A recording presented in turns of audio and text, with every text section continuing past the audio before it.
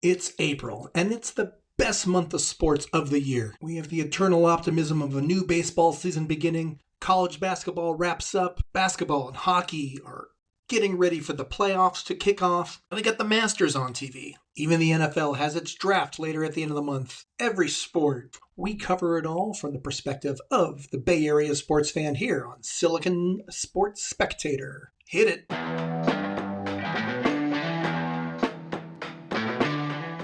Welcome to the show. It is April 10th today. A big shout out to our super fan, my brother-in-law, Frank. Thanks for tuning in from day one. Always gives me notes and appreciate your engagement throughout. Happy birthday to a new subscriber of the show, my best man from my wedding. It only took him about 10 episodes to get into it, though maybe I was admittedly a little slow in getting the news to him, but he's now a loyal subscriber. Devin, my man, thank you for tuning in. All right, so much to capture here. Like I was saying, April is just this incredible month in sports. We're going to cover it all. Let me first start with the NCAA tournaments wrapped up, of course. Congratulations to the UConn women and the University of Florida gentlemen for their victories in their respective tournaments. Big special shout out to Morgan Shelley, now a freshman on the women's UConn team, champion in her freshman year. She went to Archbishop Mitty from hometown San Jose, my alma mater.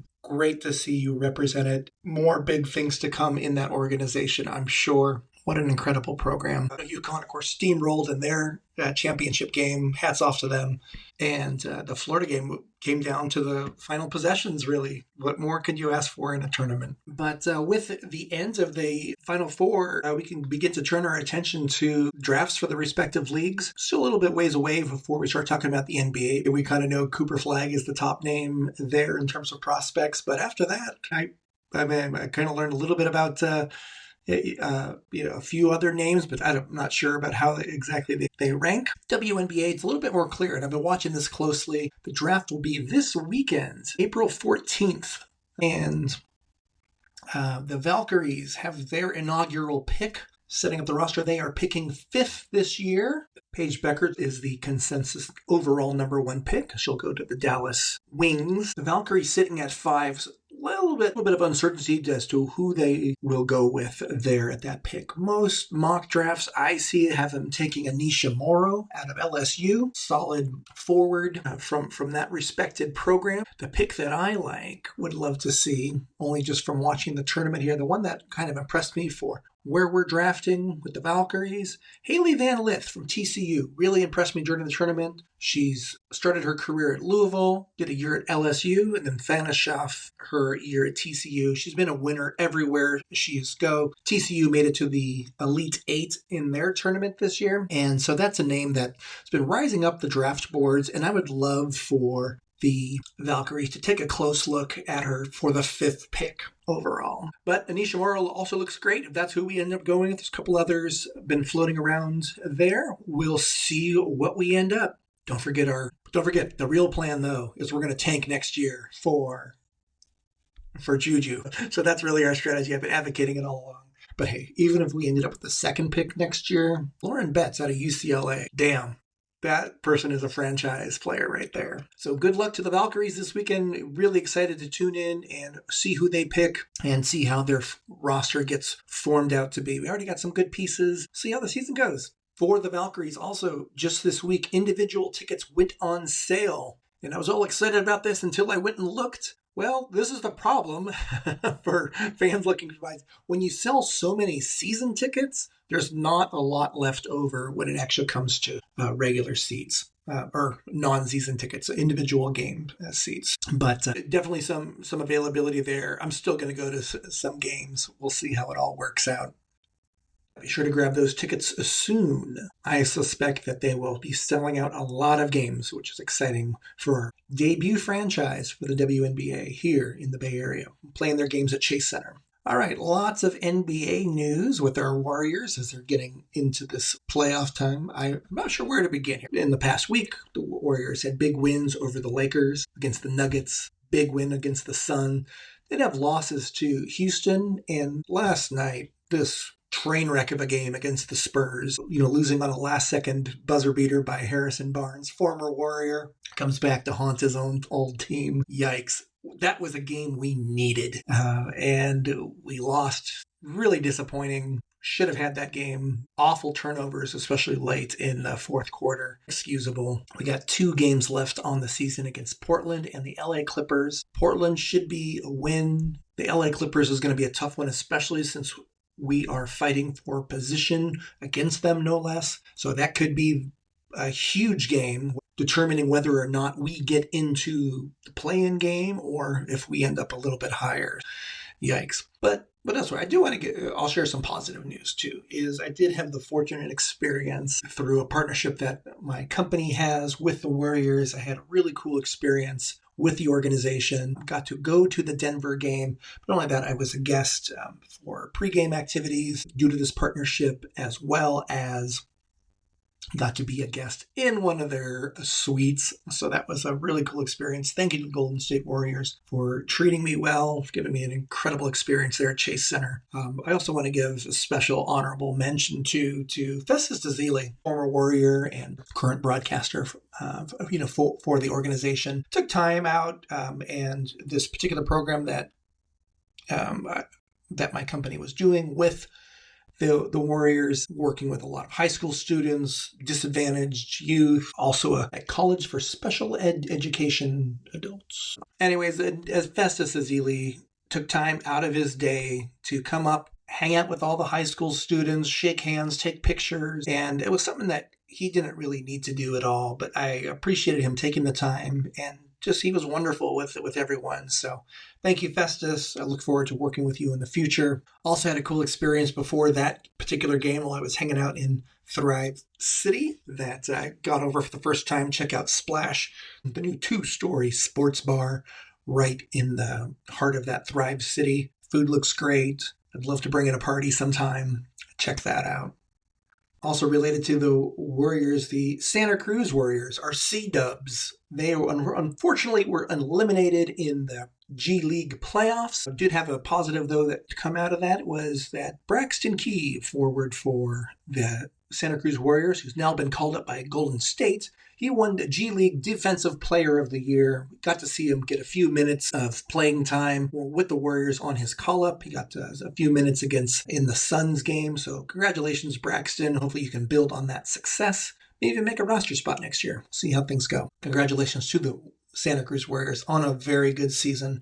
Exciting times ahead. All right, lots of hockey news to discuss. First, we're going to start at not just the national level, but really this is a universal all-time accomplishment that we have to call out. Alex Ovechkin becoming the all-time goal-scoring leader in the NHL, surpassing Wayne Gretzky. Gretzky's record seemed unbeatable for a while. I wouldn't say that the goal-scoring one, I felt as though could be beaten. Here's why I say that. Only because I remember not long after Gretzky got the record, a young fella named Mario Lemieux was playing the game, and Mario actually was playing at a pace where he was scoring more goals per game. I think his average still remains the highest ever in the NHL. And Mario was on pace to, had he played, and we of course know that for health reasons he had to retire early and everything, but Mario, man, he was something to behold. Gretzky, of course, was the big playmaker and so forth. Now he has overall points and assist numbers. I mean, he's almost like 1,000 clear of the next guy. That may be the harder record to beat in the big scheme of things. But that goal record, congratulations to Alex Ovechkin, who in a 20-year career, just absolutely consistent, stays healthy, didn't even really change his game much. And that's what I think is most remarkable about it. The record-beating goal was right from his office, right from the left circle, and just a great slap shot. If it ain't broke, don't fix it. Congratulations, Alex. I will say that there is one Bay Area sports connection, though, regarding Alex Ovechkin, which I found really interesting. I learned about this from the Sharks radio broadcast, and that is Alex, growing up in Russia, guess who his favorite team was growing up in the NHL? That was none other than your San Jose Sharks. Yeah, it was fascinating to know. Now, Alex was drafted as an 18-year-old in the 2004 draft, if I recall. And so at that time, this is kind of in the Owen Nolan years of the San Jose Sharks. So the Sharks are very competitive, winning the division for the first time in those years. So they're an up-and-coming team, some big-name players and all that. And how cool was that? It was a neat experience that the radio broadcast, they said in interviews that they've had with Alex over the years, he's always talked about the Sharks were like the team of his youth in terms of who he rooted for. So thought that was a cool connection. Too bad we didn't get him to sign with us. When Alex was the first overall pick in the 2004 draft, the Sharks were drafting much later in the draft. They were a winning team back then. So, Alex, you were a fan of the Sharks. It's good to hear. Hopefully see you at some of the games in the future. You're not tormenting us with your many goals against us. Also, one other cool note, Sharks head coach Ryan Warsofsky was named coach of Team USA for the International Ice Hockey Federation World Championship Series. If you're familiar with this happens pretty much right at the end of the NHL regular season. And a lot of guys get called up for this international tournament. If their NHL teams are still in the playoffs, obviously they don't get called into it due to that conflict. But I wouldn't be surprised if players like even Will Smith for Team USA or Macklin Celebrini for Team Canada get called up for this particular tournament. Be great additions to those squads, and we'll get to see some extra playing time for them. The Sharks in the past week, we had a lot of losses. In fact, we didn't have a win. We had losses to Edmonton, Seattle, Calgary, the Minnesota Wild. But let's talk about that Wild game. And by Wild game, you couldn't say it better. So we end up losing in overtime, 8-7. But what a back and forth, incredible hockey game. Highlighted by Macklin Celebrini's first ever hat trick in the NHL. Macklin, our star rookie, not only had the hat trick, but 5 total points for the night, 3 goals, 2 assists. His line mate, Will Smith, our other rookie hotshot, 4-point night, a goal and 3 assists. My friends, the future is teal. The present is teal. It's coming together. I tell you, it's so exciting to watch these guys play. This game was really exciting. They were playing from behind for a lot of heading into the third period. They had a 4-3 lead and then took some really ugly penalties. They were awful against the power play against the Minnesota Wild in this game, giving up 3 power play goals. The Wild start pulling ahead and they get to a point where it's 7-4. Where the Wild have a third period lead. And the Sharks crawled back, including into the final minutes where they tied the game 7-7, forces overtime. And keep in mind, too, that this is, while the Sharks don't have a lot to play for in terms of standings at this point, the Minnesota Wild certainly do. They'll make the playoffs, no doubt, but they're playing for positioning. So this was an important game for them, a game that the Minnesota Wild, had to have. End up getting a overtime winner from their star player, Kaprizov, who had 2 goals in his first game back since January. He had an incredible game, only overshadowed by Eriksson Ek, who got 4 goals against the Sharks. Damn, what a incredible game, though. Back and forth. The youth was on display for the Sharks. Awesome stars for the Minnesota Wild did their thing, and in this great shootout of a game.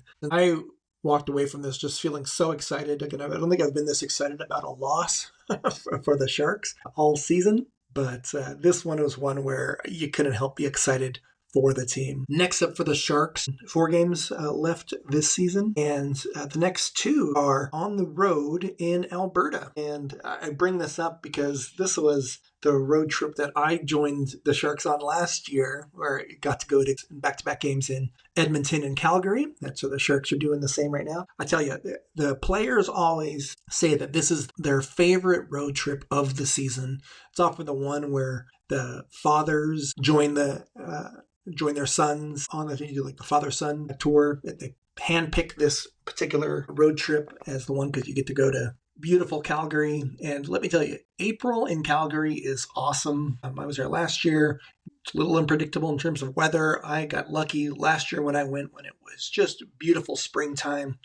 did the circle from Edmonton into Jasper National Park, Banff National Park, and then around into Calgary. This is a vacation that I would recommend for anyone. I'm glad the Sharks have been doing this Alberta road trip in April in the last couple of years. In the past, they've done it a lot in January and February when it's -30, -40 degrees in those Alberta cities. I couldn't imagine that. But going in the spring is absolutely incredible. The roads are open, especially doing the Icefield Parkway between Jasper and Banff National Parks. You'll never see another road trip like that. Incredible. Highly recommend it at some point, whether you're going to watch the Sharks or any hockey team. I love visiting our neighbors to the north there, so recommend that trip.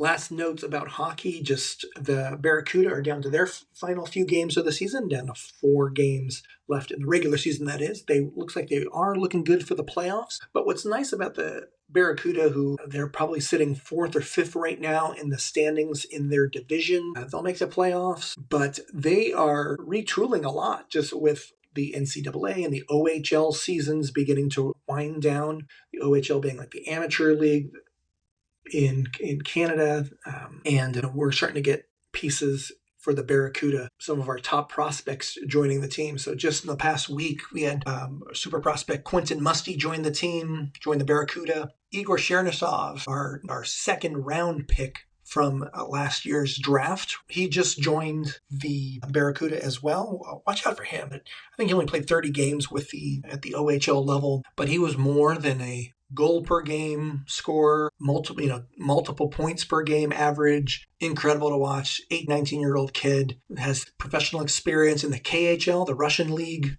already, and now he's making his way. I'm really excited to see what they do. Quentin Musty, we got to see a little bit. He got called up for the Sharks a little bit last year, played well a little bit with the Barracuda in the early part of the season. This is a big player that is going to be a part of this future. Also, one cool Barracuda note, too, that continue to get excited. Askarov last night had a shutout. Great performance by our young goaltender, likely going to be our starter next year for the Sharks. So very cool to see him continue to perform at a high level. One quick soccer note, if you got to tune in last weekend to the San Jose Earthquakes. Did you feel it? Did you feel that 6-1 shellacking? The tremors are still vibrating from that one. Huge win over DC United. Former MVP Joseph Martinez had his 7th hat trick.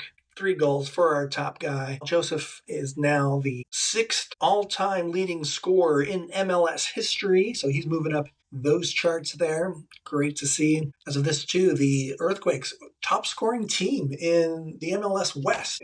With that effort, Joseph was also named Player of the Match Day 2 weeks in a row that the Earthquakes have had someone in there. Congratulations, Joseph Martinez. An incredible big win over DC United. Earthquakes, get this, are the top scoring team in the West. I'm not saying that they're the best team in the MLS or even the West. Far from it, but I like where we're getting some offense consistently. We got a strong performance from Daniel as our goalkeeper. Lots of good things happening, and certainly compared to the disaster of last year, we are making the correct strides. So, Coach Bruce Arenas, thank you for righting this ship. Hopefully we'll get some more high-scoring efforts like this one this past week. Quick note on baseball. Giants continue to play well. They're currently sitting at a 9-3 record. We had our opening home series against the Seattle Mariners, and the Giants did great in that. They swept the Mariners. They had walk-off wins on both Friday, the opening day at home, and Sunday. Got it up to 7 games in a row where they had wins, and for a while, to a quick moment, they sole possession of first place in the NL West. Again, that division remains very competitive. We've had a couple losses since then, but just yesterday, shout out, another walk-off hit, a home run, a splash bomb from Yastrzemski, or a cool win over the Cincinnati Reds. Congratulations, Giants, sitting at 9-3, just a half game behind the current leaders of the Padres, sitting above the Dodgers. Just feels good to say that. Well done, Giants. Hopefully looking forward to getting out to some games there soon. Worth noting, the NFL draft coming up at the end of April, so we'll probably do a draft special, talk about what the 49ers need. I think the 49ers need a little bit of everything at this point. Still unsure about what's happening with the Brock Purdy situation, but been following those conversations closely. Other than just to say that conversation is happening and is ongoing. We'll conclude the show with a little melancholy note, but a rest in peace to former Oakland A's pitcher Octavio Dotel, who I was not very nice to during his tenure with the A's in those years. He was only there for a couple of years, but we brought him on as our big name closer at a time when the A's were very competitive and again, at the time, I think he was our biggest contract on the books. He was frustrating to say the least as a player.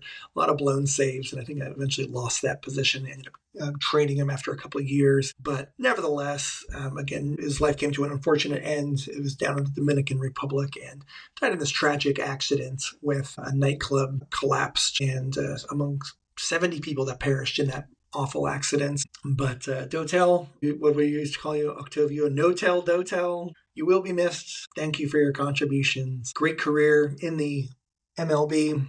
See you on the other side, my friends. For Silicon Sports Spectator, I'm Joe. Thanks for tuning in.